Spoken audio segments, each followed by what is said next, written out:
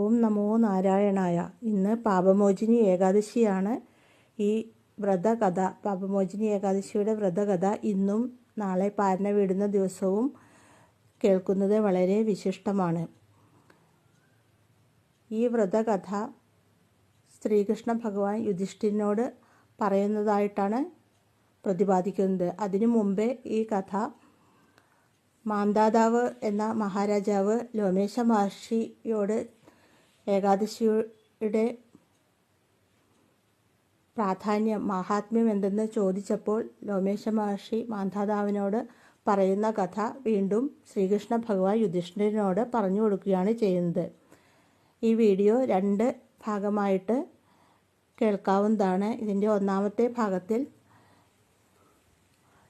ഇതിൻ്റെ വ്രതകഥ പകുതി മാത്രമേ പറയാൻ സാധിക്കുകയുള്ളൂ.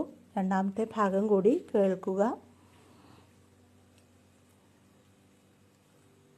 മേധാവി എന്ന ഒരു മഹാമുനി, അദ്ദേഹം ച്യവന മഹർഷിയുടെ മകനാണ്, ശിവഭക്തനാണ്. അദ്ദേഹം ചൈത്രരഥം എന്ന വനത്തിൽ തപസ് ചെയ്യുകയായിരുന്നു. ഈ ചൈത്രരഥം എന്ന വനത്തിലേക്ക് ഗന്ധർവന്മാരും കിന്നരന്മാരും അപ്സര സ്ത്രീകളും ഇന്ദ്രഭഗവാനും എല്ലാവരും വരാറുണ്ട്.